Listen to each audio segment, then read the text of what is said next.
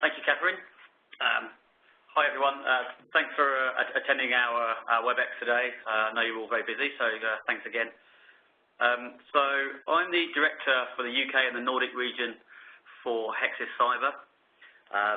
For those that don't know Hexis, we play in the cybersecurity area. We have two main product lines, which I'm very briefly, I promise, touch on right now. So we have Hawkeye G. So Hawkeye G has capabilities to not only detect advanced malware and advanced cyber threats, but also to verify and remove those threats, which is often ignored in today's world. And we have Hawkeye AP, which is a large data analytics platform. We have customers literally running 12 billion records a day. So it's for very high-performing big data applications and concentrating on the security market. So these are the realities of today. These days, antivirus, while still detecting 98, 99% of viruses, it's still not blocking all threats. And the same can be said of a lot of perimeter technologies, such as sandboxing and IDS technologies that are out there too. To plug that gap, organizations tend to buy more and more detection tools and have ended up with having hundreds, if not thousands, or tens of thousands of events and a lot of false positives to review with that. And there quite simply aren't enough skilled people able to respond to the events that they're given. And there have been some very high-profile cases where breaches have occurred, organizations have been alerted, but they've simply had too many alerts to speak. And the impact is that the average time to detecting and removing these threats is approaching 2/3 of a year. And these days, you're talking minutes or hours for hackers to hack in and to remove threats. So 240 days just isn't good enough. So this is where Hexis come in with Hawkeye G. So it's an integrated platform, which means we look at network traffic and we look at endpoint information, and we also take in feeds from third parties, such as Palo Alto with Wildfire and FireEye. So we take information from the network, from the endpoint, and third party. We then are able to, using our host, network, and third-party information, we're able to confirm exactly where the threat is, pinpoint where you need to respond, and make sure that it's a threat that is actually relevant to you. So it might be a threat on an old version of Adobe, but you're fully up to speed and up to date with the latest Adobe technology, so the threat isn't real for you. And finally, and crucially, is we're able to automatically remove the threat before there's a breach. So given if policy allows us to, we can remove files, we can remove registry keys, we can quarantine files. And we have a full range of techniques that enable us to remove those threats before they do anything. And Gartner backs up what we do. There's too much money spent on detection tools and not enough on prevention and response. And that's really where we're playing. So that's me. I'm going to pass you to Stephen Bonner. I'll let Stephen introduce himself. Thank you very much. Excellent. Thank you, Tim. Hello, everybody.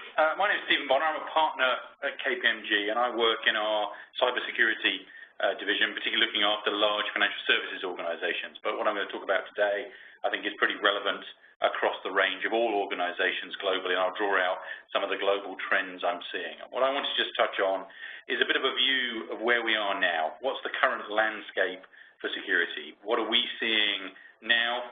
What do I predict we'll see in the future? No guarantees here, it's just my thoughts and predictions. And then talk about what responses I'm seeing people taking to deal with these kind of issues. Now, as such an intro, I'm very keen for there to be questions along the way, so do please feed those in. Our moderator will let me know and take us through those. But without further ado, I'll dive in.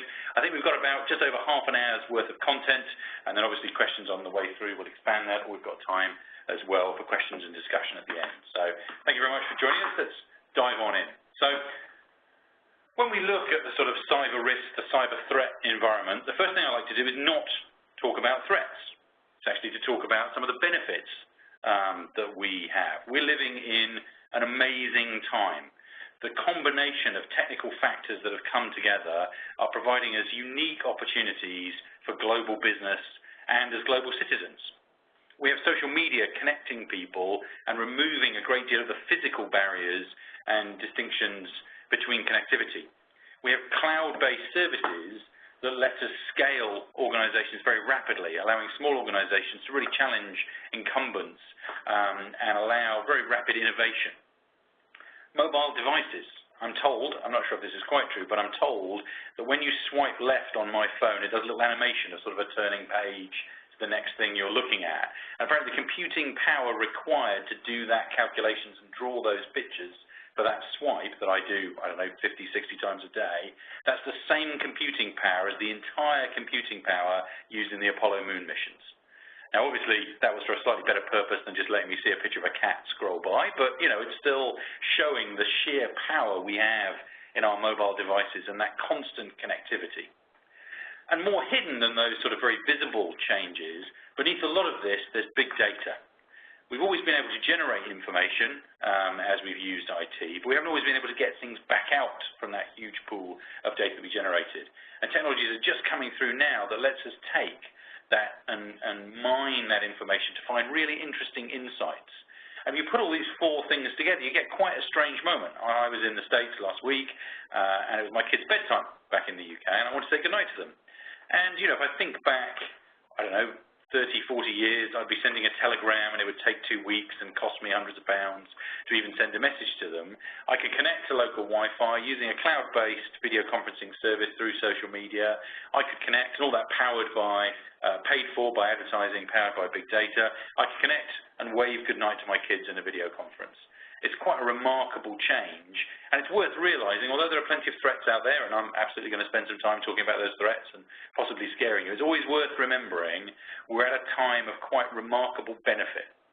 The ability for organizations to work globally, to engage in new business, for citizens to communicate and share ideas is remarkable and something very precious we need to protect and hold dear as we move forward. And it's not just these sort of emerged technologies that are there.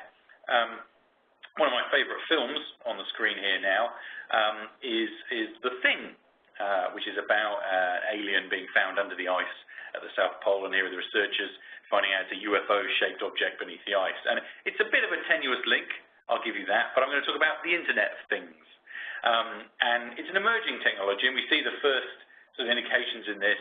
And there's a fascinating quote by a chap called Cory Doctorow who says, "We no longer have things, we have computers that do things." So we used to have cars, now we have computers that drive. Here's an example on here. We used to have planes, now we have computers that fly.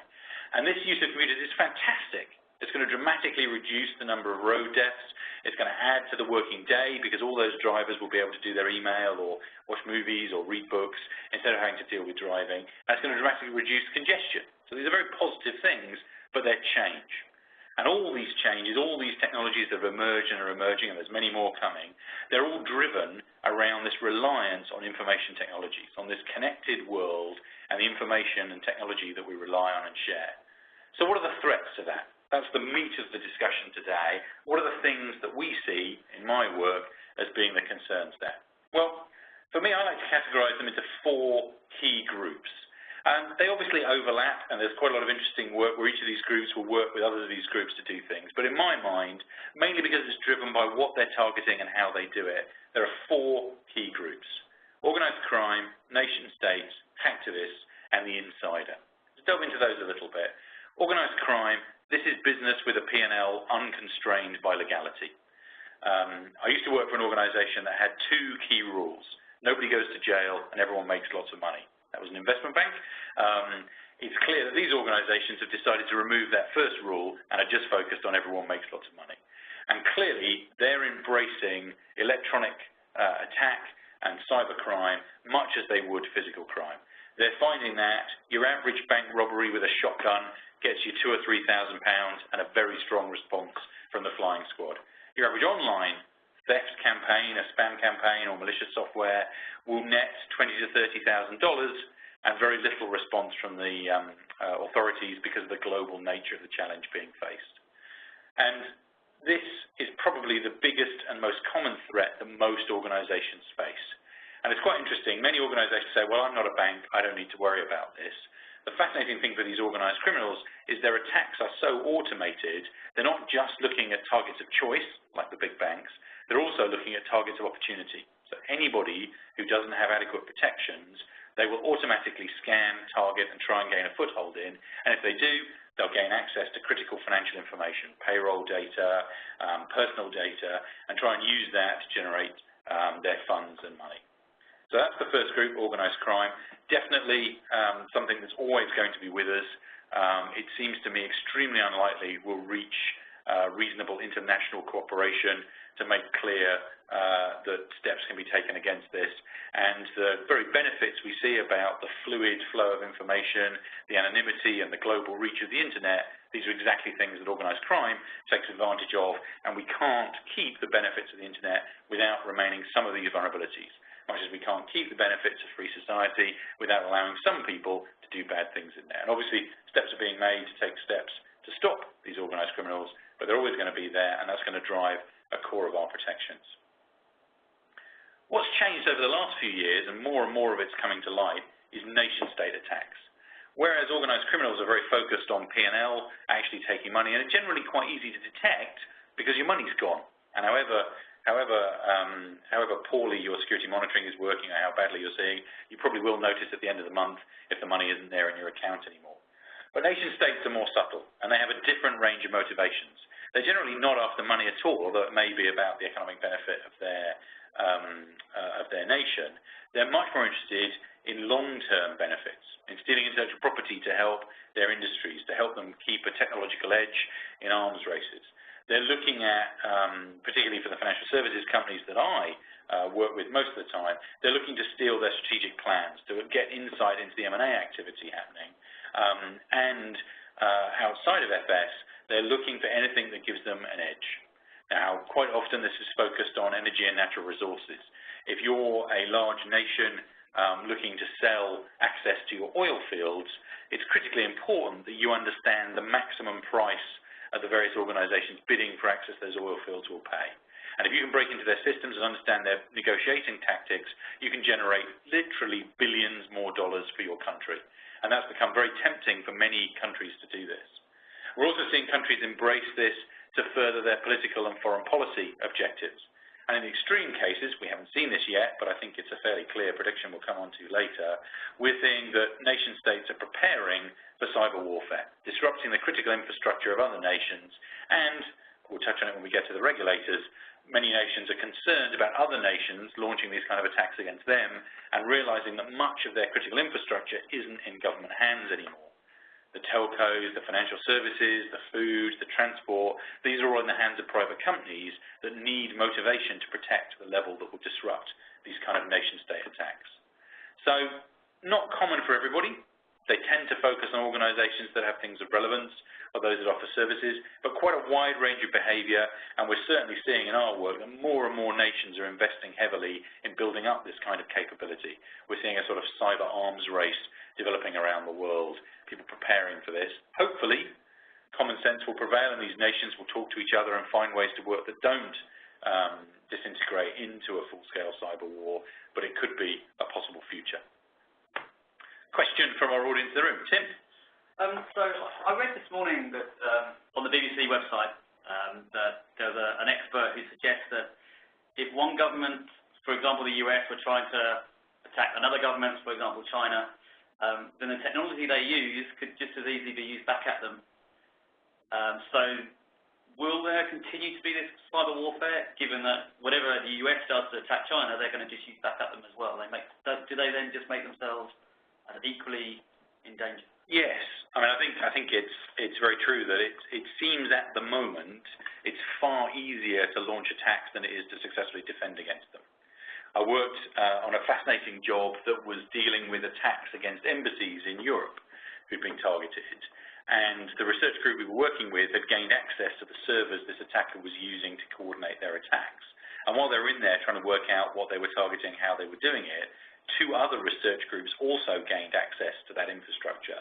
So we could see other researchers researching the attackers that we were researching. So it's definitely, even those whose full-time job is launching these kind of attacks, they can't secure their infrastructure. And I think it's one of the key questions driving the regulatory response to get private industry to protect itself, is that ironically, the nations who seem to be carrying out many of these attacks are exactly those nations that are most vulnerable to them.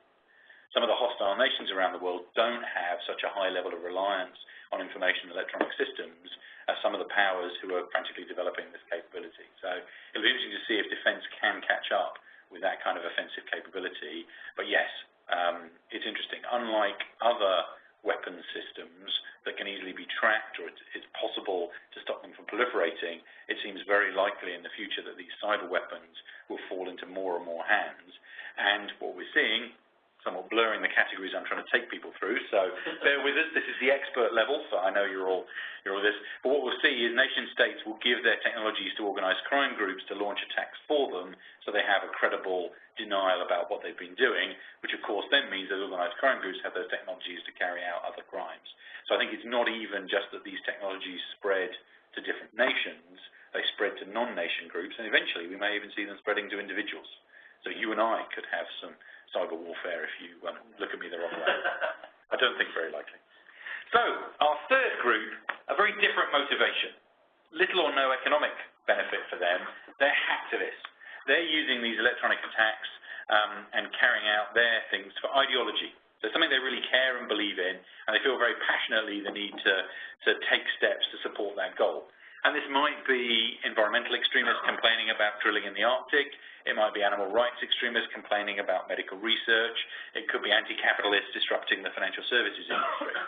And I think, once upon a time at the AGM for one of these companies, there'd be someone with a sandwich board with green ink on it moaning on about something that had gone wrong with some product or service they had, or complaining about some choice by the CEO.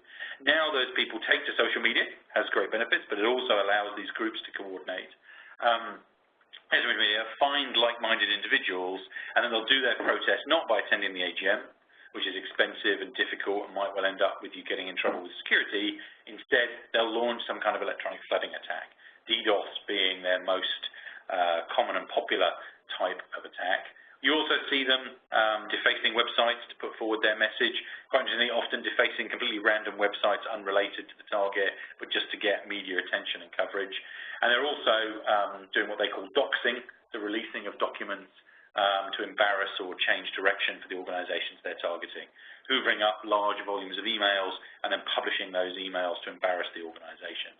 And this is quite interesting because most organizations, particularly I work with in FS, had focused on protecting their money, on the fund transfer systems, on the payroll systems, on the accounts, because that's where the value was, or on the systems holding their key intellectual property. But what we've seen with these hacktivists is they're very interested not in those core central systems, but in stealing the instant messenger chats, in stealing the emails, in stealing the photographs and publishing these, because these can be very effective at changing people's behavior. And what's most interesting about these hacktivists, very much not deterred by getting caught. Sometimes actually will even choose to try to be caught so they can have their day in the criminal justice system, raising their points and getting media attention for what they're trying to come across, to become sort of an information martyr for the cause they support so strongly. And there are probably some organizations who are fortunate enough not to fall into the remit for these criminals, these nation states, and the hacktivists.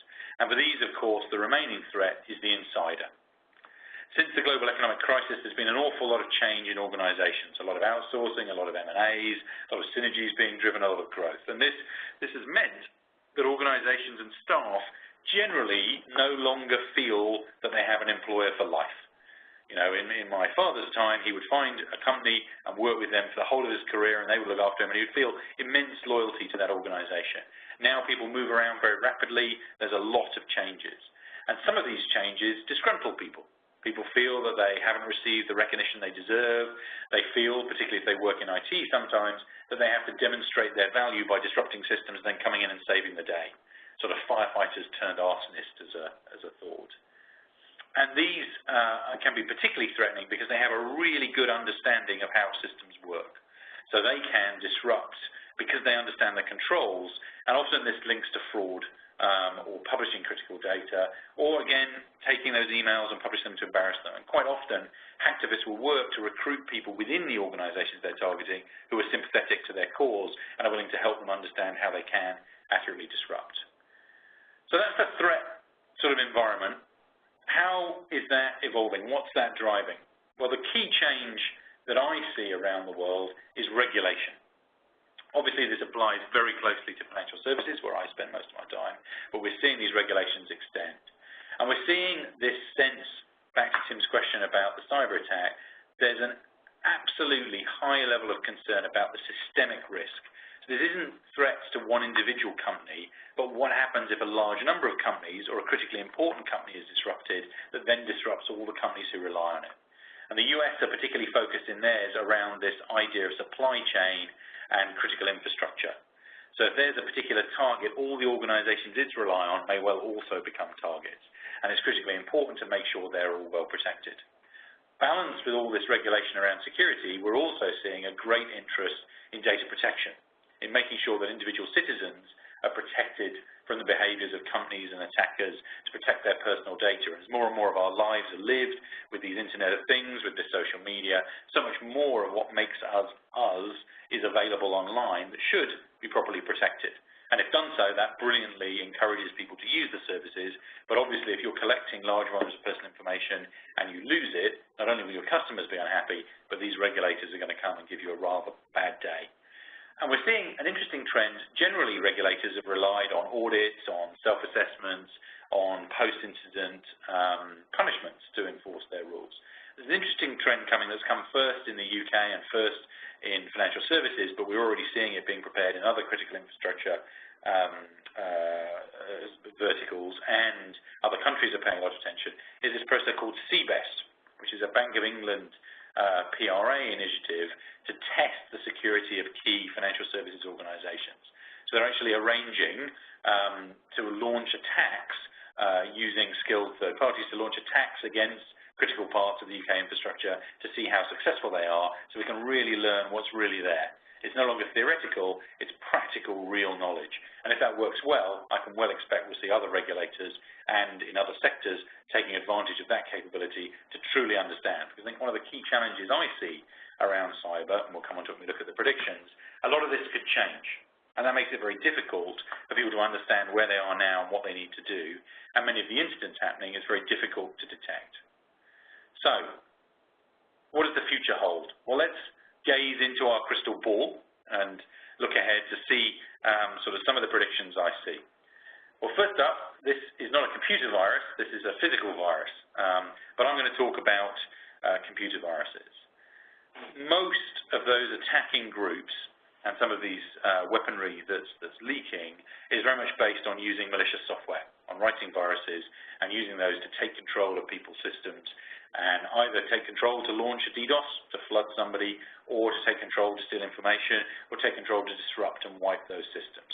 And we're seeing in our work an awful lot of innovation and development of new ways of doing this, new mechanisms to coordinate and command and control these sort of networks of bots, these botnets, and a lot of innovation in the way these technologies gain access. No longer just attacking the operating system, but looking at the firmware, looking at removable media as ways of getting around some of the protections that people have. So it's clear there's an awful lot of investment and development and focus in many of those attacker groups in developing better and better malware and viruses to disrupt our systems. And the automated nature of these makes it very challenging for organizations who have to respond, because the attacker can generate new ones thousands per second, while obviously responders have to take a little longer to make sure they're blocking the right things, they're dealing with the right things. So this is a challenge I see for the future. Here we see some slightly photoshopped, I'll admit, but flooding on a subway. And flooding is the next sort of key future threat I see. The ease of gaining access to really effective DDoS capability, the volume, the intensity, and the frequency of these attacks is dramatically increasing. And one of the fascinating things about DDoS is because often the source addresses are randomized and spoofed, we actually actually can see from the splashback from these attacks, we can see what attacks are occurring. And we're seeing more and more targeting more and more organizations, and the sheer volume that even a not particularly brilliant attacker can gain access to and generate far outweighs what most organizations can deal with. So instead of worrying about being able to stop DDoS, I think the question becomes for people, can we reduce the likelihood in us being targeted? And generally you can't, but you might be able to. And particularly, how can the services that we rely on using DDoS, how can we take steps to make sure they still work effectively? What's the main motivation for DDoS attacks? That's a really good question. We see quite a range. Quite often they appear a bit random and it's not clear. We have seen, though, much of the capability and skills for DDoS came out of the subculture of online gaming, where people would be annoyed with someone shooting them in the head in some kind of online game, so would DDoS their opponent to slow them down or knock them off the network. So that's been sort of the core of DDoS. However, those capabilities then spread to other actors who use them as part of these sort of online sit-ins and protests. So hacktivists who are upset about a particular organization will arrange that all of them will come and launch a flood at that website. So much like a sort of sit-in at a shop, they'll do that with the online shop to disrupt it. Then at the more sinister end, we've seen organized criminals, if, say, you've taken over the accounts of a lot of customers from a bank and stolen their money, you want to delay them being able to check their balance. So if you can DDoS the bank's website, that stops the customers being able to check their balance. It can also distract the security team who has to deal with that incident. Rather than looking through the fraud reports, they might delay that. So we see it being used as sort of a smokescreen and cover. And at the high end, some of these nation states will use it to silence people they don't like. If you're speaking out against a particular government, they may organize, possibly through organized crime or activists that they tolerate or support, they'll organize a DDoS to blast you away and shut you up. So quite a range of motivations. It's become a very popular tool because there's very little you can do to eliminate the risk. You can manage it, but it's difficult to eliminate it, and it allows quite small attacker groups to actually score some kind of a blow against the giant. So it's a bit of a leveler. That means that some of those smaller groups are quite keen to use it. And the last prediction, which I think we've covered to some extent with the discussion around the nation-state attacker, is I absolutely see we are headed down a path of massive proliferation of these kind of nation-state attacks. The low cost, the ability to deny accountability for them and blame others, the fact that it's very unlikely there'll be immediate collateral damage, the fact that there's no body bags coming back to embarrass you. This is a really cost-effective and effective way to disrupt and spy on other nations. So despite the unfortunate end state of every nation developing these capabilities and starting to use it, the current trend that I see is more and more effort is being put into by more and more nations to develop and to an extent a blurring of their lines of where it's appropriate to use this. I've worked on people working in joint ventures with governments, and in the joint venture they've shared all the data through a data room to help the deal move forward, and they've then discovered that someone has broken in and stolen that data from their core systems as well, just to do due diligence and check that what they shared was accurate. And that level, it's become so easy that people are just using this as a normal part of day-to-day behaviors. They want to check on something, they'll just break in and check it because you're very unlikely to get caught and it's very low cost. If you do get caught, you just blame someone else or shrug your shoulders. And that tends to be what I'm seeing happening more and more around the world. And that's worrying. That leads to a world where we can't trust the internet. It leads to a world where countries start to balkanize and separate their networks, and businesses start to lose the benefits of that global connectivity that makes it so great. When I want to do that video conference from the US back to the UK, if there's a sort of cyber customs that takes all those packets, unpacks them, reviews them, makes sure they're safe, and then sends them on, my video call's not going to work. I'm going to have to record a video and send it, have it checked, go through. And that's a possible future we face, but at the moment, the benefits for those launching these attacks are so high that there's very little constraint happening out there. There's a phrase from a friend of mine who works very closely with law enforcement. In crime, without proximity, there is no constraint. So it'd be quite difficult for me to reach across the table and punch Tim because I'd feel bad about it because I could see him. But if I can type on a faceless thing and insult someone, I'm very comfortable doing that. And that's behavior we see in humans. And this removing warfare from face-to-face and making it this sort of clinical, disparate, automated means that it seems people are much more comfortable launching those attacks. They probably wouldn't if it was fighter planes sneaking under the radar and trying to do things. and that's a worrying trend for the future. We don't want this to be too depressing. We want to talk about what responses people are doing to deal with these risks, because there are sensible things you can do to reduce the risk. So first up, we have the Doomsday Book, sitting a copy of it in the Tower of London near the Crown Jewels. And these do get more tenuous, I'm afraid, the links, but bear with me. The slides are at least a bit more interesting than having pages of text, I hope. The Doomsday Book is there to collect an idea of all the assets there were when the Normans conquered England. And similarly, we're seeing organisations spend a lot of time starting to really understand and inventory their crown jewels, to understand what are the assets that value. And the interesting trend on this is they're starting to look what are the assets that the attackers value, as well as what are the critical processes and data they have. Because if you don't have a good idea of what's important, it's very unlikely you're protecting it effectively. So that's the first trend we see, is people really understanding what they have and focusing their efforts on protecting the absolute critical things. And the critical things could be quite strange. It could be the BlackBerry of the HR director because that's got people's salary data. It could be the email system containing all the gossip because that's what the hacktivists are after. So it doesn't have to be the core finance systems transferring funds, but often it is, because that's where those organised criminals are always looking. So a lot more effort on really understanding what's happening. We're also seeing, and I think the Gartner quote that Tim brought out drew this out, I think it's absolutely true. We're seeing a massive move away from just protection, but into detection and most importantly into response. And the vast majority of my mature clients are spending their time doing fire drills, doing training example runs, so that when the inevitable happens, they can deal with it well. We're seeing that the share price after a major breach is not related to the volume of the breach, but is related to the quality of the response. And ironically, in some cases, you can even see the share price goes up when an organization deals with response well and gets a lot of media coverage for it. I'm not quite suggesting that people are organizing fake breaches against themselves to pump their share price, but possibly, no, I'm not suggesting that. But it is inevitable that those actors are out there, so it is well worth doing these kind of tests and dry runs to get used to doing it. And I guess the other thing we see is that often in doing these dry runs, people uncover attacks in their infrastructure they didn't know about. So it can be very revealing to go, well, in the event of an incident, we go and check these logs, or we deploy this tool here, and it would tell us this, and they do that test, and out comes real results. And suddenly it stops being a dry run and starts being a real fire drill, real fire, not a fire drill. And the last thing we see, which is quite an interesting change in a world of social media wanting to capture all our pictures and everybody tweeting their lunch and trying to capture all the information in the world, a number of clients have taken quite a bold step and gone on a data diet. Now, clearly, there are regulatory and legal requirements that there's some information you must retain.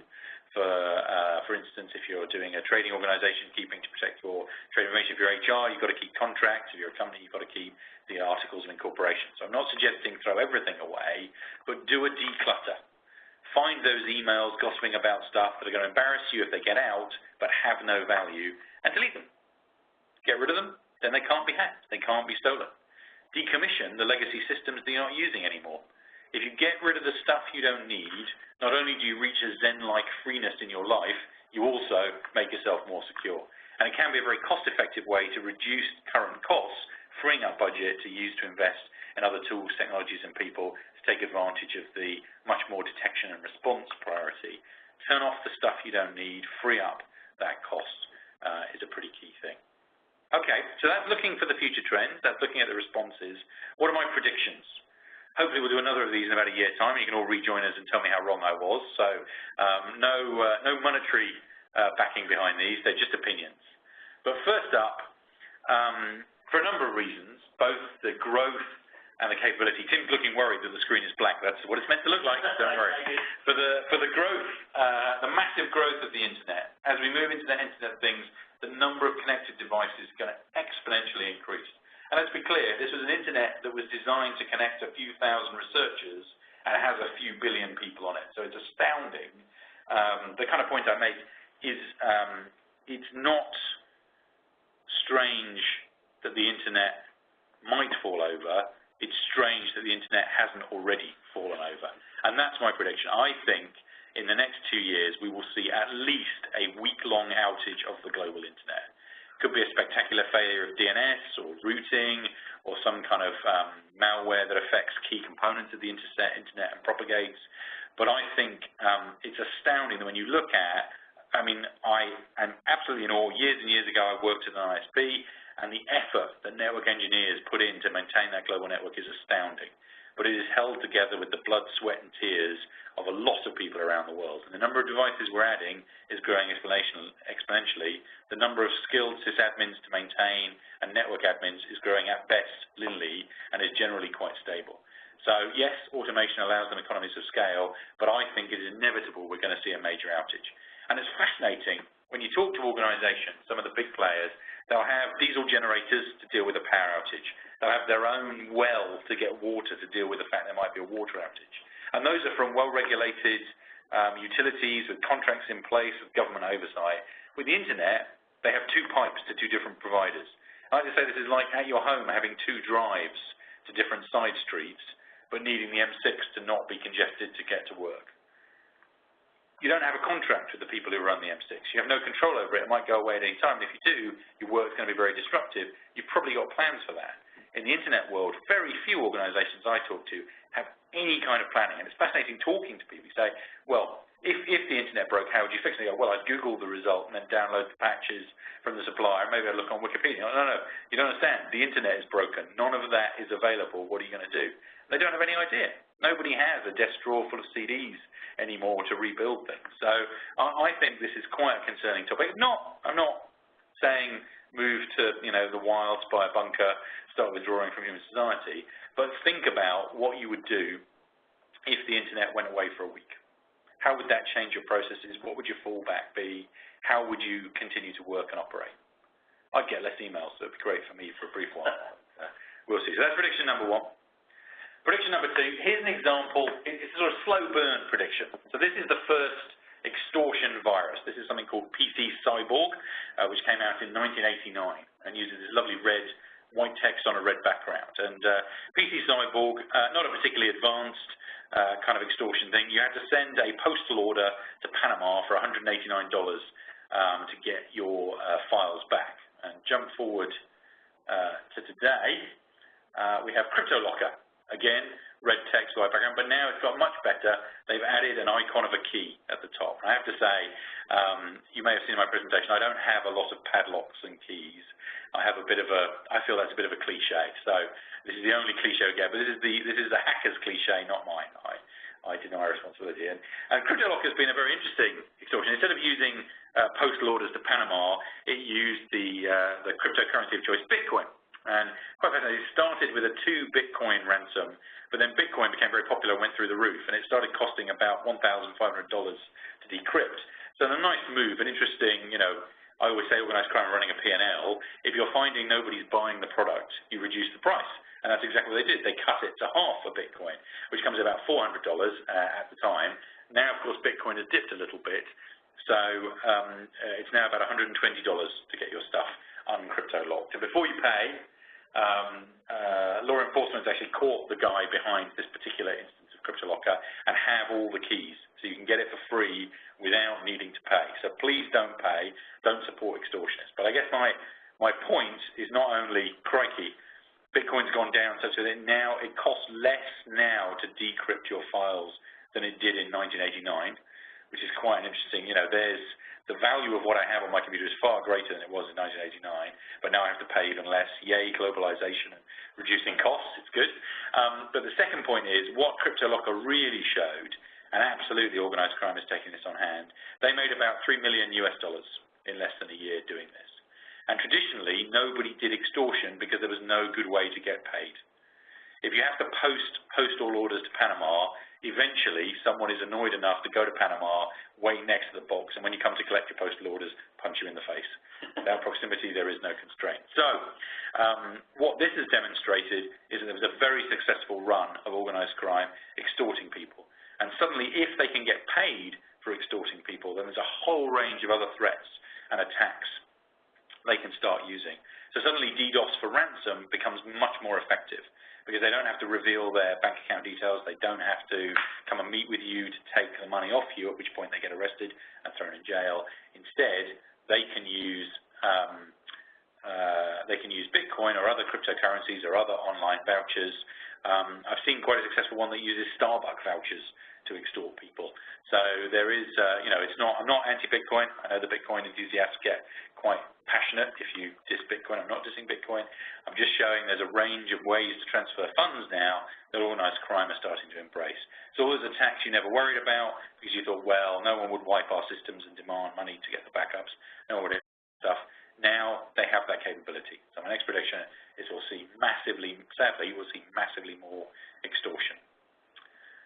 And last but not least, the interesting thing we're just starting to get some insight to about how nation-states operate is about misinformation. There's a few hints in the Snowden work about information operations and persona management and things like this. And broadly, it's not just in the nations that Snowden revealed. Other nations have definitely been working on this as well. But because now so much of our life is done through the online media, you can drive people's perception, not by breaking in and stealing their stuff, by changing their view of the world. If I comment on a newspaper article and suddenly 20 different people comment after me disagreeing with me, I start to think I'm wrong. There's been psychological studies that have looked at this. But what it turns out, those 20 people weren't real people. They were robots being controlled by someone who has an axe to grind about that issue. But suddenly I moved from feeling like, well, there's one person who doesn't agree with me and they don't know how to spell and punctuate correctly, so I know they're a nutter. I can ignore their views on immigration, I can just carry on. Instead now there might be 20 or 30 of them, or 30 or 30,000 of them, because they're all controlled as bots with effective backstories with convincing details. I think this is going to see a whole new world of really effective social engineering. Not just one-off emails, but whole relationships, organizations, structures being generated automatically to appeal to people. So you probably need to check I'm who I say I am before you listen to anything I've said in this webinar and go and do actions based on my view that our future holds much more development of malware, much more development of DDoS, and much more nation-state attacks. That's going to lead to organizations needing a much better grip on the data and information they have, the crown jewels, in moving from just detecting into detecting a response. That's what's going to make a difference. And going on that data diet to reduce the number of crown jewels so they can focus their efforts cost effectively on what's left. And I leave you with those 3 predictions for the future. I mean, I guess if the internet outage comes true, you won't be able to email to tell me I was right. But when it comes back, I'm sure you can come and tell me that. Exactly. Yeah, exactly. Although someone did suggest, and I was talking about this in preparation for this, someone did suggest, doesn't that motivate you to cause a massive week-long outage of the internet, and therefore it happens, aren't you a suspect? To be clear, I don't want it to happen. I just think it's likely. So with the threat of an outage, I think there's that. I think we'll see far more extortion, and I think we'll see that you won't be able to trust any of the information you get online unless you take care around it. So I'm sorry some of that became a little depressing and dark for the future, but I refer back to my very opening point that we are living in an amazing time where technology is allowing new innovation, it's breaking down physical and geographic boundaries, it's letting people be who they really are. And that's a precious and amazing capability. And not just do I have through my smartphone all the knowledge in the world, I also have all the funny cat pictures I could ever want. So I'm very happy. Although I have this darkness in my soul, I'm also very happy. Hopefully you're happy too. Are there any questions or queries people had about that update? We do. Yes, Stephen, okay. Thank you. That, I had quite a few chuckles during that, but thank you. So the first question I have is from one of our attendees, Rude, and his question is, do you see a trend towards non-connection for sensitive data? Example, print it out, keep it safe physically, not digitally connected to LAN, WAN, internet. And that's a brilliant question, because absolutely I do, yes. And I probably should have touched on that, so even better. We're seeing sort of 2 trends here. It's quite interesting because a lot of the work that's happening at the edges of the nation-state work is actually defeating that. There's sort of this expression called air gapping, to completely disconnect, to have a totally disconnected. And a lot of the work, there's a lot of research going into how do you defeat air gapping. And that sort of has positive and negative. It's positive because it means clearly that air gapping works, because otherwise people wouldn't be spending time and effort in trying to defeat it, but it's also worrying that it's not completely effective. But I think there's something very powerful. The second trend we see is something called cold storage. So instead of having, there's been a trend within business continuity, say, to build live active replication. So this data center, within 50 milliseconds, everything in this data center is immediately replicated to the other side of the nation and backed up there. And that's great if you're worried about a tree falling on your data center or the stuff catching fire and burning down. But if someone puts malware in one of your data centers, you've spent millions of pounds buying dark fiber in order to copy that malware immediately across the country to all your other backups. So people are spending time thinking, okay, what's the data that if it all went wrong, if we did have that week-long internet outage or if we were subject to a really sophisticated attack that messed with everything, what are the things we want to get back out of the safe and make sure they were there so we could recover? Because I think if you were a large financial institution and you had all your bank balances messed up and messed around, most customers would stay with you if you go back 2 weeks and then deal with the differences from there. But if you lost everything, they wouldn't trust you at all and you'd lose everything. So that kind of cold storage, taking a snapshot of things. However, the challenge with air-gap separate systems is they're really hard to do. They're expensive, they're complicated. All the great benefits we get of being able to work remotely, being able to offshore capabilities stop working. And that means that very few organizations are embracing them. And over time, our dependency on the systems means that physical copies just can't work well enough. We can't, much of the people who rely entirely on an internet channel to sell their products, they can't build a call center big enough to deal with it if the internet went away. There is no way of going back. There is no offline copy. But you're absolutely right. It's a very good point that we are definitely seeing people starting experimenting with that, attackers experimenting on how to get around it. There was a brilliant research piece came out lately about using the heat. Because quite often in high security environments, you'll have two PCs on your desk next to each other, one for dealing with the highly sensitive stuff and one for dealing with the normal network. And they found that if you can get malware on the sensitive one, through a memory stick or embedding it at the beginning, you can change the heat of that system that can be detected by the PC next to it and then leak data out onto the internet. So that's the kind of state of the art in the research in getting around those air gaps, but definitely we're seeing plenty of work on that. Very good question. Thank you, Stephen, and we hope that answers your question. The next question is about insider threat, and you'll have to excuse my voice. It's got a little frog to it this morning. Insider threat has been talked about as the largest problem in the industry for years. We don't seem any closer to resolving it. Do you see anything in the industry that suggests we can solve it? You kind of touched on that a little bit, but maybe you could go a little deeper.